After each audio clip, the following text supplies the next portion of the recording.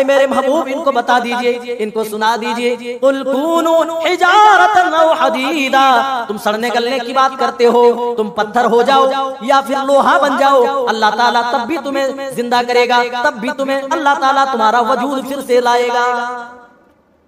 या कोई और सख्त चीज जो तुम्हारी निगाह में लोहे से भी ज्यादा, पत्थर से भी ज्यादा सख्त हो, वो भी तुम बन गए, तब भी अल्लाह ताला तुम्हारी दोबारा तखलीक करेगा, फिर भी अल्लाह ताला असर नौतला पैदा करेगा। इस दावती रास्ते में इतने पत्थर बरसाए उस दिन, आपके बदन से खून रिस रिस करके जूते मुबारक पर बेहोश होकर गिर गए। कहेगा ऐ मेरे बंदे, ये तेरा कच्चा चिट्ठा है, ये तेरा अमाल नामा है, इक़रा किताबक, इस नामे अमाल को जरा पढ़ ले, जरा अपना मेरे बंदो। तो अपने बूढ़े माँ बाप को तुम उफ तक भी ना कहो, अनहरहुमा, उन्हें डांटो नहीं, उन्हें धमकाओ नहीं, वक़ुल लहुमा क़ौलन करीमा, उनसे तुम्हारा जो अंदाज़े तकल्लुम हो, जो बात करने का अंदाज हो, वो निहायत करीमाना हो, सारी के साथ झुककर उनके सामने बात। आज झूठे प्यार और मोहब्बत के नाम पर गली कूचों में, मोहल्लों में आज जिनाकारियां हो रही हैं, अल्लाह उस पर नकेल लगा रहा है। अल्लाह तुम जिना ना करो ये नहीं कहा, बल्कि कहा कि मेरे बंदो तुम जिना के करीब भी ना जाना, दूर दूर भी ना। रसूल से सच्ची मोहब्बत करते हो तो कयामत के दिन तुम अपने रसूल के साथ ही उठाए जाओगे। और मेरे साथियों,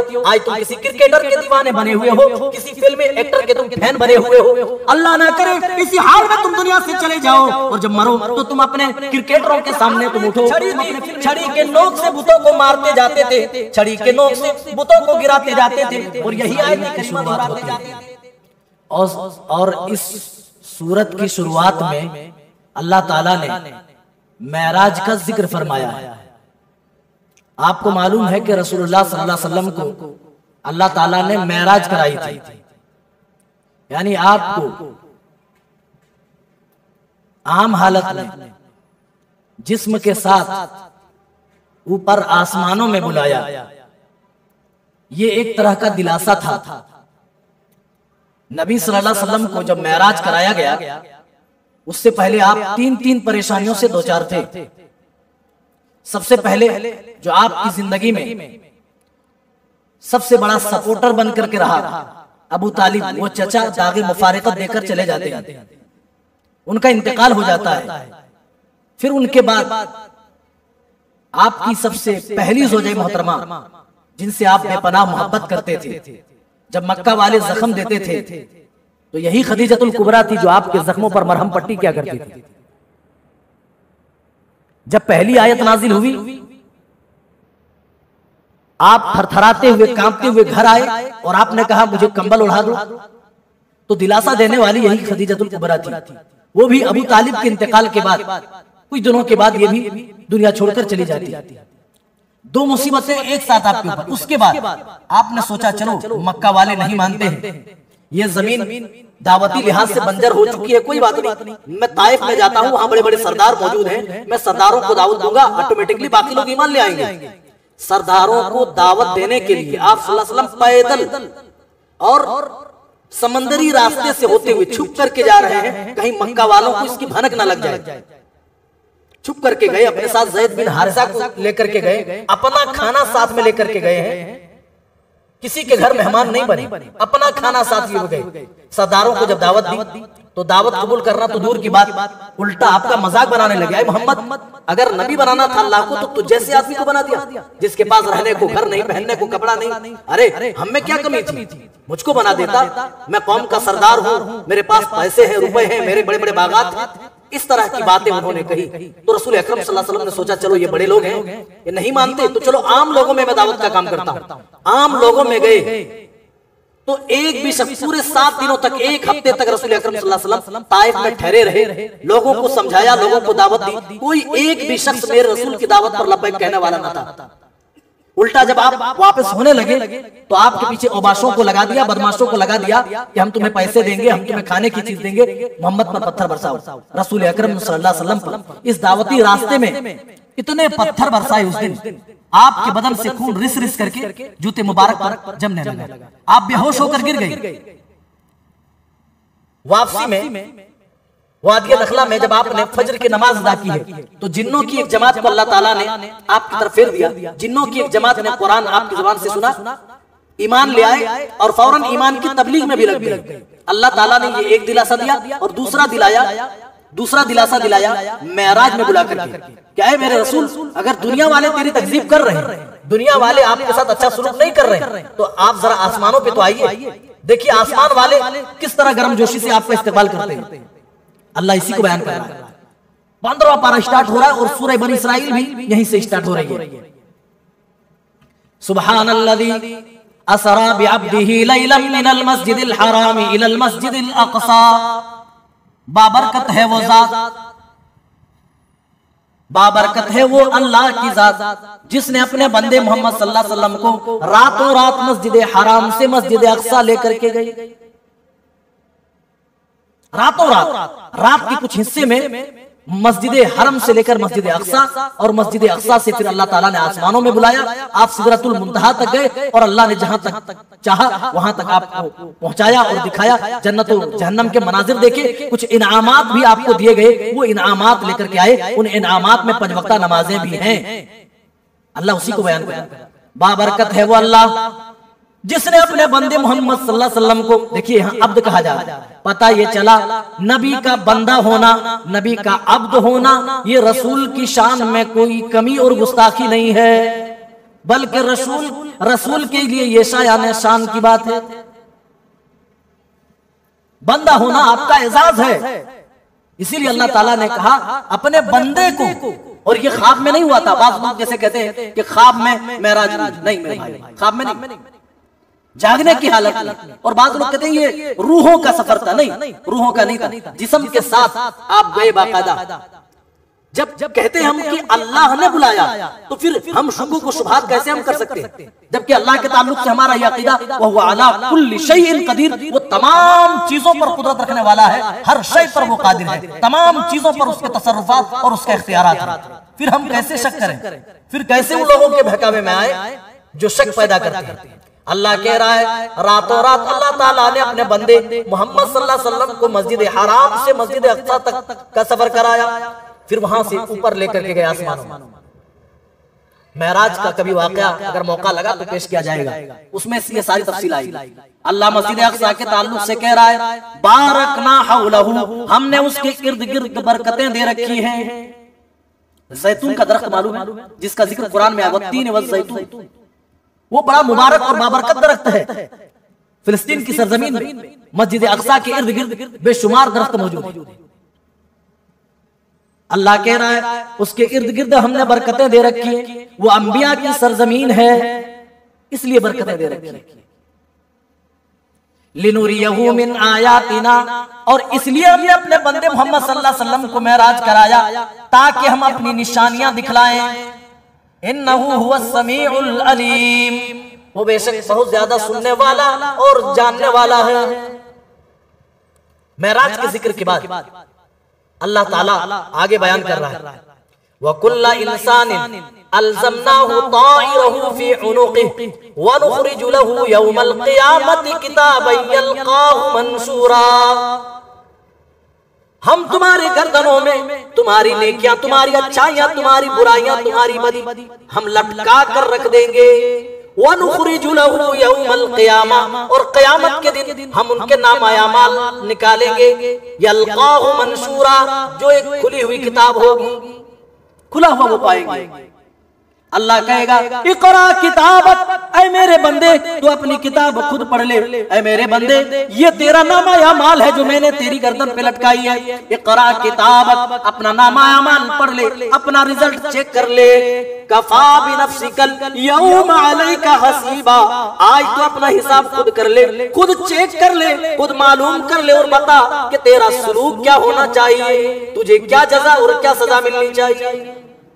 हमारी गर्दनों में हमारे कच्चे चिट्ठे हम जो दुनिया में कर रहे हैं वो सब चाहे अच्छाई की सूरत में है या बुराई की सूरत में हमारी गर्दनों में लटका दिया जाएगा। और अल्लाह खुद कहेगा ऐ मेरे बंदे ये तेरा कच्चा चिट्ठा है, ये तेरा अमाल नामा है।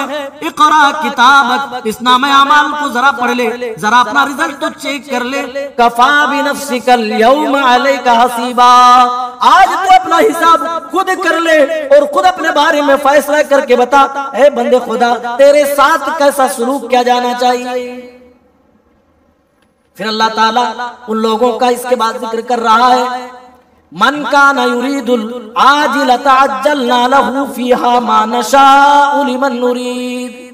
जो आजिला का तलबगार हो, जो दुनिया का इरादा रखता हो, अल्लाह के राह हम उसे दुनिया देते हैं, मगर उतना ही देते हैं जितना हम चाहते हैं, और जिसके लिए चाहते हैं उसी को देते हैं। तुम्मा जअलना लहू जहन्नम यस्लाहा मज़मूमम मदहूरा। फिर हम उनका ठिकाना जहन्नम में बना देते हैं, फिर हम जहन्नम में भेज देते हैं, वो जलील और रुस्वा होकर उसमें दाखिल होता है।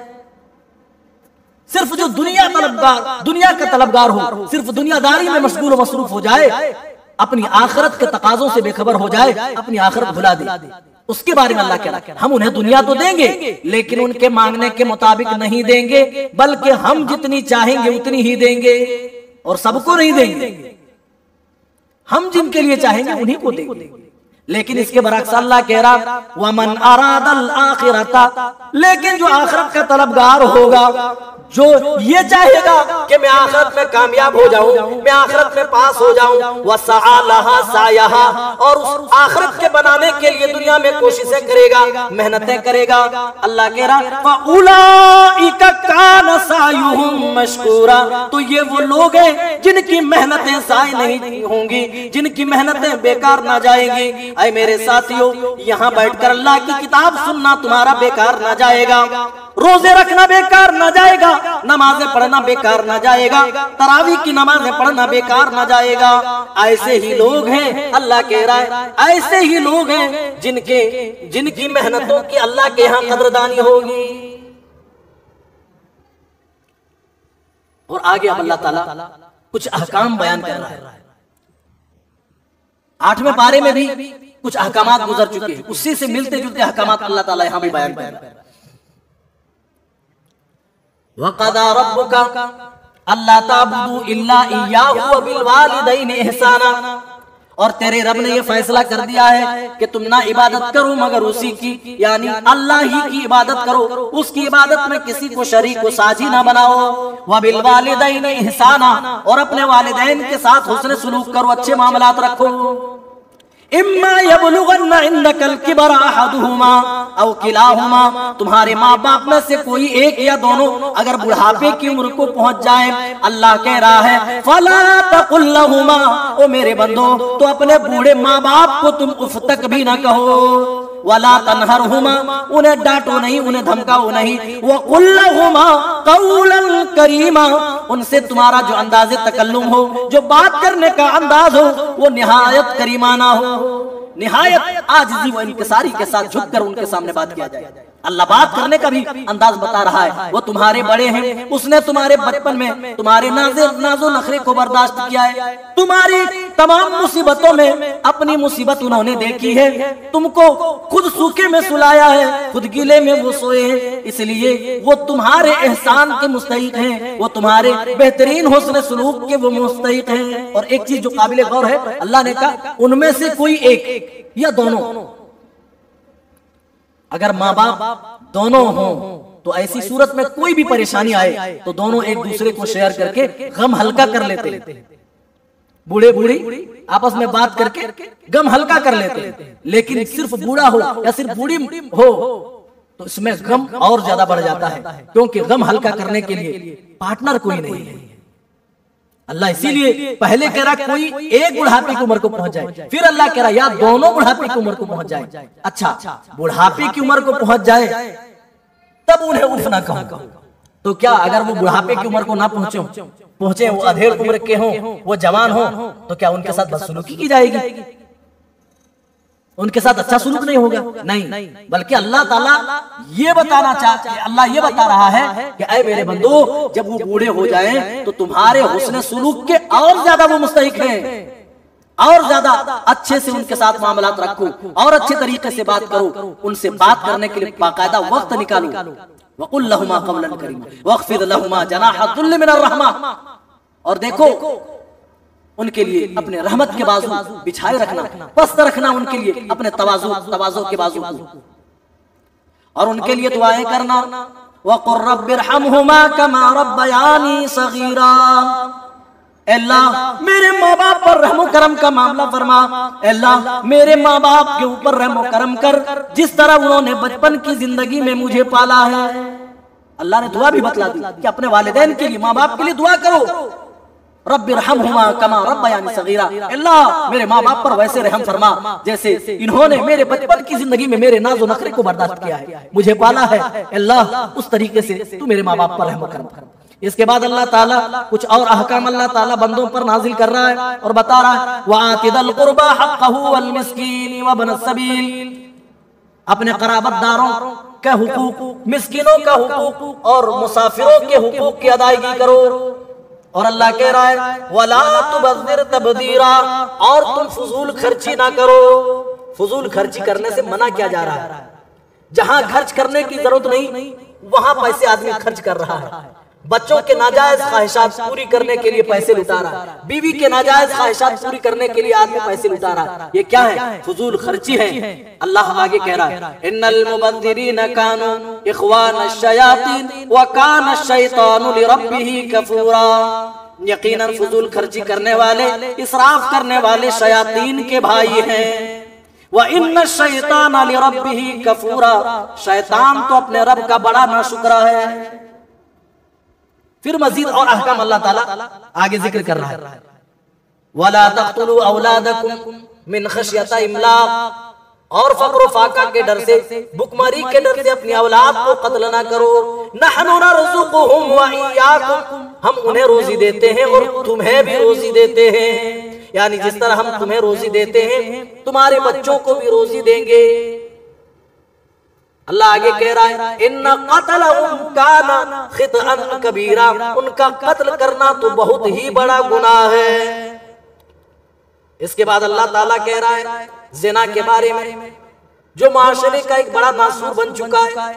आज झूठे प्यार और मोहब्बत के नाम पर गली कूचों में, मोहल्लों में आज ज़िनाकारियां हो रही हैं। अल्लाह उस पर नकेल लगा रहा है, अल्लाह उसकी हुर्मत नाजिल कर रहा है, वला तक़रबुज़ ज़िना इन्नहु कान फ़ाहिशा, तुम जिना ना करो ये नहीं कहा, बल्कि कहा कि मेरे बंदो तुम जिना के करीब भी ना जाना, दूर दूर भी ना भटकना।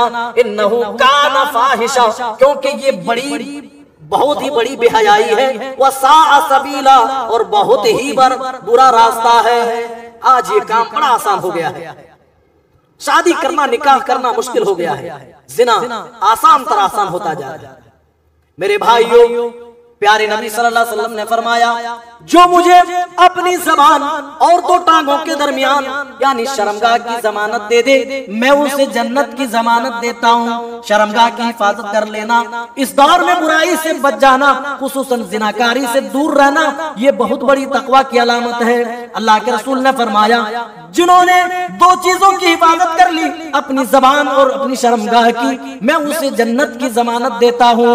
यही दो चीजें हैं जिनकी वजह से आदमी अक्सर बुराइयों में मसरूफ हो जाता है। जबान की वजह से गुनाह करता है या फिर अपनी शर्मगाह की वजह से आदमी बुराई करता है। जो शख्स इन दोनों चीजों पर कंट्रोल कर ले, वो बकिया तमाम बुराइयों पर वो कंट्रोल कर लेगा, तमाम बुराइयों से वो बच जाएगा।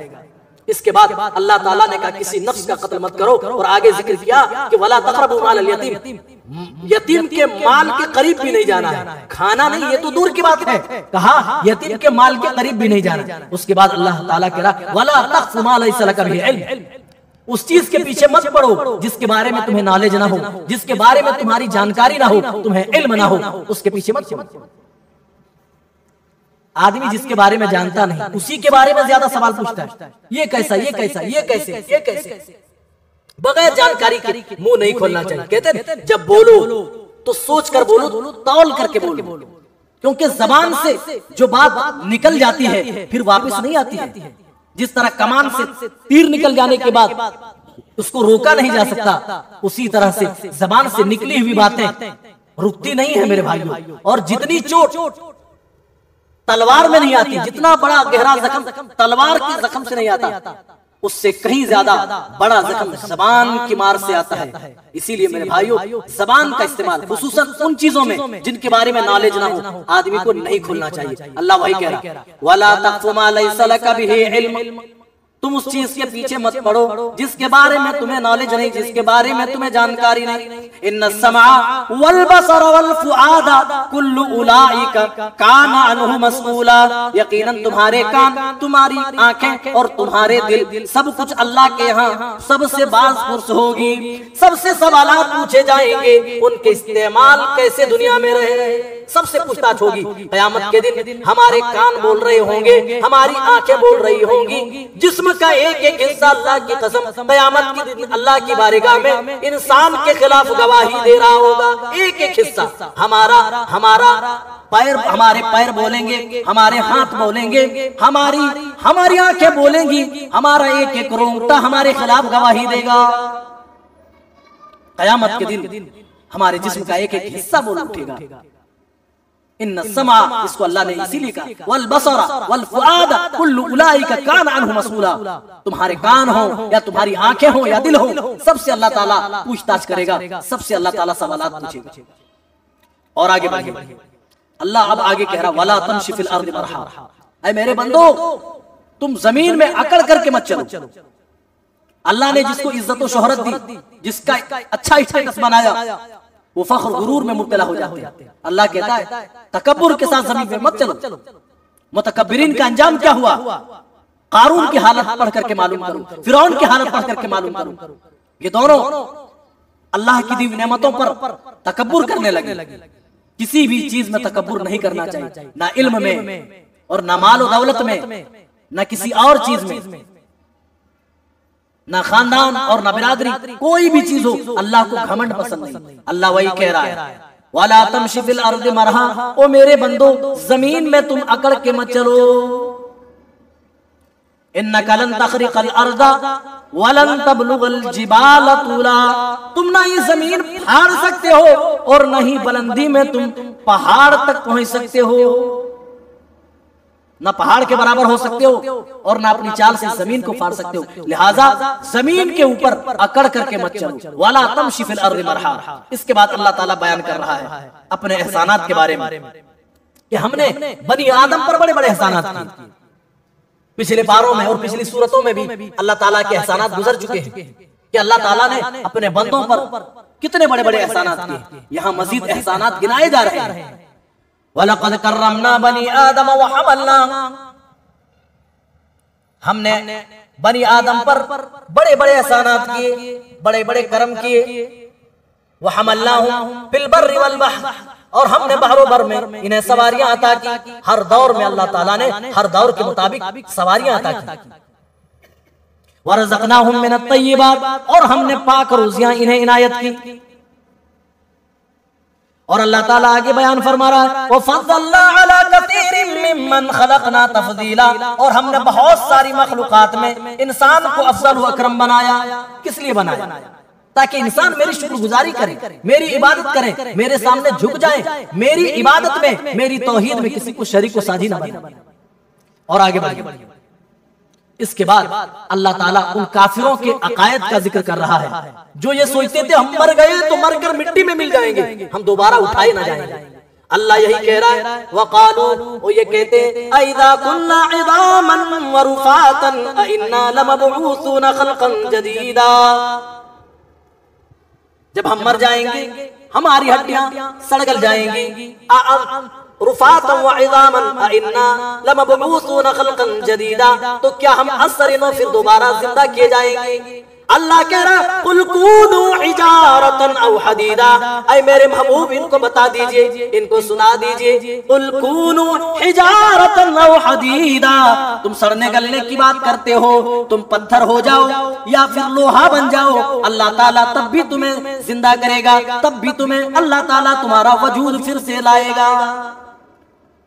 या कोई और सख्त चीज जो तुम्हारी निगाह में लोहे से भी ज्यादा, पत्थर से भी ज्यादा सख्त हो, वो भी तुम बन गए, तब भी अल्लाह ताला तुम्हारी दोबारा तख्लीक करेगा, फिर भी अल्लाह ताला असर नो तुम्हें पैदा करेगा। वही अल्लाह करेगा जिसने तुम्हें पहली दफा पैदा किया। यार अल्लाह बता रहा है, आए मेरे बंदो, जब उस परवरदिगार को तुम्हें पहली दफा बनाने में कोई कमी महसूस न हुई, किसी तरह की तकलीफ नहीं हुई, तो दोबारा तुम्हारी तख्लीक करने में उस परवरदिगार को भला क्या तकलीफ हो सकती है? जब पहली दफा तुम्हें बनाया उसको कुछ ना हुआ, कोई मुसीबत लाहक ना हुई, फिर दोबारा वो तख्लीक करेगा तो अल्लाह को कोई चीज पेश आ सकती नहीं। जिसने तुम्हें पहली दफा पैदा किया, जो पहली दफा पैदा करने पर कादिर है, वो तुम्हें दूसरी दफा भी पैदा करने की कुदरत रखता है। इसके बाद और आगे बढ़ते मेरे भाइयों, अब अल्लाह कह रहा है कयामत का दिन होगा, अब हर इंसान को हम उसके इमाम के साथ उठाएंगे। इमाम उनके पेशवा के साथ, उनके मुक्तदा, उनके रहबरों के साथ हम उठाएंगे। दुनिया में जो जिससे मोहब्बत करता होगा, जिसकी इत्तिबा और जिसकी पैरवी करता होगा, कयामत के दिन उसी के साथ वो उठाया जाएगा। अल्लाह अकबर। एक सहाबी आते हैं प्यारे नबी सल्लल्लाहु अलैहि वसल्लम की खिदमत में, अर्ज करते हैं या रसूल अल्लाह, हजरत अनस रज़ी अल्लाह ताला अन्हु इस हदीस को रिवायत करें, कहते एक सहाबी अल्लाह के रसूल की खिदमत में और कहने लगे अल्लाह के रसूल कयामत कब आएगी? मतस्सा या रसूल अल्लाह, आप हमें बता दीजिए कयामत कब आएगी ताकि उसके आने के हिसाब से हम अपनी तैयारियां मुकम्मल कर लें।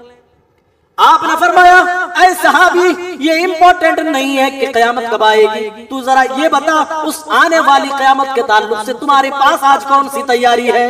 क्या तुमने उस कयामत के लिए तैयारी कर रखी है? ये ज्यादा इम्पोर्टेंट है। बताओ उस आने वाली कयामत के लिए तुमने कैसी तैयारी कर रखी है?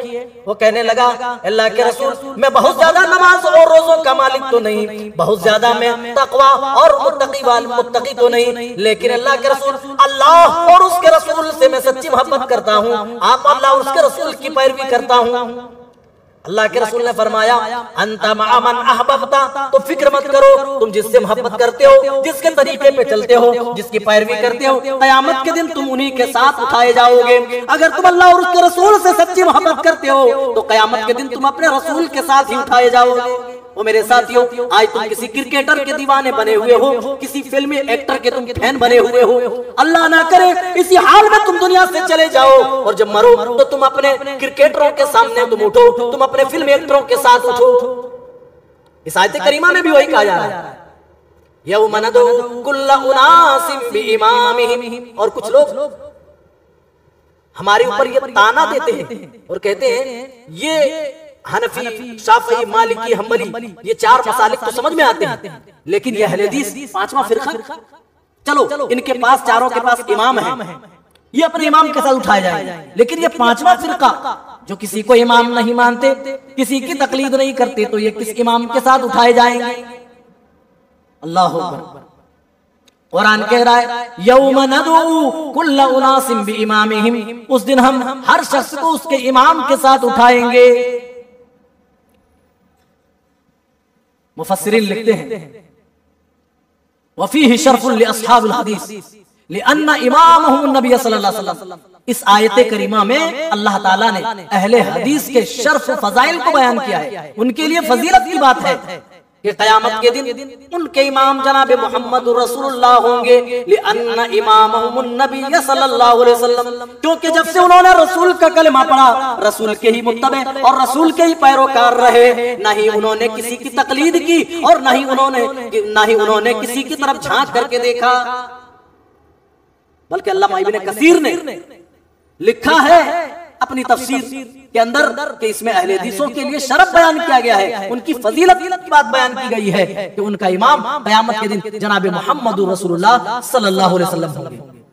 अब और आगे बढ़िए मेरे भाई, वक्त कम है और बातें बहुत ज्यादा है। वक़ुल जाअल हक़ व ज़हक़ल बातिल इन्नल बातिल कान ज़हूक़ा। अल्लाह कह रहा हक आ चुका है और बातिल नाबूद हो गया। इन्नल बातिल कान ज़हूक़ा, बातिल को तो नाबूद होना था, बातिल को तो मिटना ही था। हदीस में आता है प्यारे नबी सल्लल्लाहु अलैहि वसल्लम ने जब मक्का फतेह किया, फतेह मक्का के बाद जब आप खाने काबे में दाखिल हुए, आपने 360 मूरतों को देखा। आपके हाथ में एक छड़ी थी, छड़ी के नोक से बुतों को मारते जाते थे, छड़ी के नोक से बुतों को गिराते जाते थे और यही आयत करीमा दोहराते जाते थे जाअल हक़ व ज़हक़ल बातिल इन्नल बातिल कान ज़हूक़ा। हक तो आ चुका है और बातिल ने तो नाबूद हो गया और बातिल को तो भला मिटना ही था। ये आयत करीमा आप दोहराते जा रहे थे, पढ़ते जा रहे थे और छड़ी से बुतों को मारते जा रहे थे, बुतों को गिराते जा रहे थे। अब मेरे भाइयों, यहाँ से अल्लाह ताला बयान कर रहा है इस कुरान के बारे में क्या है जिन्नो इंस तुम सब अगर मिल करके कुरान जैसा लाना चाहो तो भी नहीं ला सकते। तुम इस किताब पर शक करते हो, इस किताब को असातीर अव्वलीन बताते हो, इस किताब के बारे में तुम कहते हो कि मोहम्मद ने अपनी तरफ से घर लिया है, तुम कहते हो पिछड़ों की कहानियां हैं, ये जादूगरी की किताब है। अल्लाह कह रहा है कुल इन इज्तमाअतिल इंसु वल जिन्नु अला अन यातू बिमिस्लि हाज़ल कुरान, अगर जिन्नो इंस सब मिल जाओ और कोशिश ये करो कि कुरान के मिसल तुम लेकर के आओ, तो तुम ये नहीं कर सकते। बाज़ुहुम लिबादिन ज़हीरा, अगर बाज़ के मददगार भी हो जाओ, जिन्न इंस की और इंस जिन्न की मदद भी करने लग जाएं, तुम सारे के सारे मिल जाओ, फिर भी कुरान के मिसल तुम नहीं ला सकते। जब कुरान के मिसल नहीं ला सकते तो मालूम हुआ ये रब्बुल आलमीन का कलाम है, ये रब्बुल आलमीन की किताब है। फिर भी तुम क्यों इस किताब से रूगर्दानी कर रहे हो? फिर भी इस किताब पर तुम अमल पैरा क्यों नहीं होते हो? इस किताब पर तुम ईमान क्यों नहीं लाते? अल्लाह ने पूरी इंसानियत और पूरे जिन्नात को सबको अल्लाह ने कहा तुम सब मिलकर के भी कुरान जैसा नहीं ला सकते। इससे पहले अल्लाह ताला ने सूरह बकरा में भी एक चैलेंज दिया, अगर तुम्हें अगर शक है इस कुरान के अंदर मुनज़्ज़लुम मिनल्लाह होने में जर्रा बराबर भी हमने जो अपने बंदे मोहम्मद सल्लल्लाहु अलैहि वसल्लम पर नाज़िल किया, फातू भी सूरह, कोई एक सूरत ले आओ। ज़माना नबूवत से लेकर आज तक कोशिशें हो रही हैं और लोगों ने कोशिशें की। अल फुरकान नाम से कुरान भी बाकायदा दुश्मनान इस्लाम ने छपवाया, और खुसूसन उनके लिए छपाया गया था जो नए नए इस्लाम कबूल करते हैं, उनको राह रास्त से भटकाने के लिए कुरान की जगह पर चूचू का मुरब्बा कहीं से कुछ ले लिया, कहीं से दूसरी किताब से अपनी मनमर्जी कुछ डाल दिए, चूचू का मुरब्बा बनाकर अल फुरकान नाम रख दिया और कहा कि ये कुरान के मिसल है, ये इसको पढ़ो, कुरान पढ़ने की जरूरत नहीं। भला कुरान के बराबर कोई ला सकता है? अल्लाह ने जिन सबको अल्लाह ने चैलेंज दिया। इसके बाद मेरे भाई सूरह कहफ की शुरुआत होती है। सूरह कहफ शुरू होती है यहाँ से। सूरह कहफ इसमें कहफ वालों का वाकया जिक्र किया गया। असहाबे कहफ के वाकये का अल्लाह ने यहाँ इस सूरत के अंदर जिक्र किया है, इसलिए इस सूरत का नाम क्या है? सूरह कहफ। इस सूरत की बड़ी फजीलत है मेरे भाई, मैं फजीलतों की तरफ नहीं जाऊंगा। चंद नौजवान थे और अमीर घराने के थे, अपना ईमान जाहिर नहीं कर सकते थे। उनको पता था कि अगर उन्होंने अपना ईमान जाहिर किया तो मोहल्ले वाले बस्ती वाले उनको जिंदा नहीं रहने देंगे। अपने ईमान को दिलों में छुपाए हुए उन्होंने घरों को, अपने मोहल्लों को, अपनी बिल्डिंगों को और अपने आलीशान चीजों को वो छोड़कर एक गार में जाकर पनाह लेते, एक गार में जाकर घुस जाते। अल्लाह ताला ने उनको जानते हो 309 साल तक सुलाए रखा उसी गार में। 309 साल तक वो उसी गार में सोए रहे। कितने लोग थे इसका जिक्र नहीं, बस इतना है कि वो बड़े घराने के लोग थे, ईमान ले आए, ईमान पे डटे रहे और उस ईमान को बचाने के लिए एक गार में घुस गए ताकि ईमान उनके पास मौजूद रहे, ईमान पर कोई हमला आवर ना हो, उनसे ईमान न छिन जाए। ईमान बचाने के लिए, तौहीद बचाने के लिए उन्होंने अपने बड़े बड़े महल्लात को खैराबाद कह दिया। मेरे भाइयों, ये होता है ईमान के लिए कुर्बानी, ये होती है। अपनी ऐश भरी जिंदगी को छोड़ दिया और एक खोह में, एक गार में जाकर के घुस गए। अल्लाह ने 309 साल तक सुलाए रखा। इसके बाद इनकी नींद खुली तो इनके पास जो पैसे थे, जो चांदी के, सोने के जो सिक्के इनके पास थे, वो देकर के बाजार भेजा किसी एक को। फबअसू, अल्लाह ने कुरान में सूरह कहफ में इसी को बयान किया। फबअसू बिहदिकुम फबअसू अहदकुम बिवरिकिकुम हादिही इलल मदीना फलयंजुर अय्युहा अस्का तआमन फलयातिकुम बिरिज़्किन मिनहु वलियतलत्तफ। और वलियतलत्तफ जहां लफ्ज़ है, ये कुरान का वहीं पर आधा हिस्सा मुकम्मल होता है, आधा इधर आधा इधर। वलियतलत्तफ इसी आयत करीमा इन्होंने अपने सिक्के देकर के भेजे कि मार्केट से कुछ ले आओ, लेकिन छुप करके जाना, किसी को पता न चले। इनको कहां मालूम हो रहा है? इनको क्या मालूम था कि ये 309 साल तक ये सोए रहे? वो जमाना वो था जब ये गार में घुसे थे, ये वो दौर नहीं है, बल्कि जमाना बदल चुका है। 300 साल का लंबा अरसा गुजर चुका है, 3 सदियां गुजर गई। कुछ का कुछ हो जाता है। यहाँ तो 10 साल गुजर जाए, आदमी जगह नहीं पहचान सकता कि कौन सी जगह है। आपका करनूल क्या ऐसे ही था 10 साल पहले? 300 साल का लंबा जमाना गुजर गया, लेकिन इनको खबर नहीं। इनको ऐसे लग रहा है जैसे 8-10 घंटे सोए हुए। आदमी शाम को सोए सुबह हो जाए, सुबह सोए शाम हो जाए, ऐसे ही लगता है। कहा कि भाई भूख लगे, जा खाना ले आओ। जब सिक्का देखा दुकानदार ने, उस वक्त सारे लोग ईमान वाले हो गए थे और बादशाह जो था वक्त का वो भी ईमान वाला था। देखा तो कहा कि भाई ये तो 300 साल पहले का सिक्का है। बाद में उनको मालूम हुआ कि हम 309 साल तक मुसलसल सोए रहे। अल्लाह ताला जब ईमान की हिफाजत करता है, ईमान वालों की हिफाजत करता है, तो इस तरीके से करता है। इससे एक चीज और भी साबित होती है, बास बादल मौत का जो अकीदा है अल्लाह ने उसको भी इसके जरिए से साबित कर दिया। जिस तरह हम मौत दे दे और फिर मौत दे करके दुनिया में भी हम जिंदा वापस कर दें, उसी तरह कयामत के दिन हम तुम्हारी कब्रों से, तुम्हारी हड्डियों से तुम्हें हम जिंदा करके दिखाएंगे। और इसमें हजरत मूसा और खिजर का भी वाकया मौजूद है। हजरत मूसा और खिजर का क्या वाकया था, इख्तिसार के साथ वक्त हो गया मेरे भाई, मादरत चाहता हूं। हजरत मूसा बनी इसराइल में एक मर्तबा तकरीर कर रहे थे और पूछा कि किसी ने पूछा कि मूसा अलैहिस्सलाम बताइए इस दौर का सबसे बड़ा आलिम कौन है। तो बताना चाहिए कि भाई सबसे बड़ा आलिम तो अल्लाह है, वही अल्लाहुल ग़ुयूब है। तो हजरत मूसा ने गलती से कह दिया कि मैं हूं। उन्होंने सोचा मैं नबी हूं, भला मुझसे भी बड़ा कोई जानकार हो सकता है क्या। तो अल्लाह को ये बात बड़ी नागवार हुई, अल्लाह को ये बात पसंद नहीं आई। अल्लाह ने कहा मूसा तुम कहते हो कि मैं सबसे बड़ा इल्म वाला हूं, मेरा फला जगह पर एक बंदा रहता है, वो तुमसे भी ज्यादा जानकारी रखता है, वो तुमसे भी ज्यादा इल्म का मालिक है। तो यूशा बिन नून जो वक्त के ये भी क्या थे, नबी थे, उनको साथ लेकर के हजरत मूसा उनकी तलाश में निकले। और अल्लाह ने जगह बताई थी कि जहां दो दरिया आपस में मिलते हैं, जहां तुम्हारी मछली जिंदा होकर समंदर में कूद जाए, समझो कि वो वही जगह है। ये चले कश्ती पे सवार होकर के और वो जगह आई। यूशा बिन नून ने वो जगह भी देखी, लेकिन मूसा अलैहिस्सलाम को ना बता सके, वो भूल गए। बहरहाल वो आगे बढ़ गए। बाद में जब इनको भूख लगी कि मछली कहाँ है, लाओ अब हम खाएं, ये फ्राई करके लेकर के गए थे। लेकिन अल्लाह का मुजज़ा देखिए, जैसे वो जगह तक पहुंचे वो मछली जिंदा होकर समंदर में कूद गई। यूशा बिन नून ने कहा ओह मुझे अब याद आया, मैं बताना भूल गया। तो वो मछली तो वहीं जहाँ दो दरिया मिले थे वहीं पर वो मछली जिंदा होकर समंदर में कूद गई थी। फिर वापस हुए, हजरत खिदर से मुलाकात हुई। हजरत खिदर के बारे में बहुत सारे कुछ गलत अकीदे रखे जाते हैं मेरे भाई। इंशाअल्लाह इस ताल्लुक से कल हम आपके सामने रखेंगे। बस आज इतनी बात आपके सामने पेश करनी है कि हजरत खिदर के सामने जब ये पहुंचे हजरत मूसा और यूशा बिन नून, तो कहा कि बड़े ज़ी इल्म हैं, आपसे हम इल्म हासिल करने के लिए हम मुझे।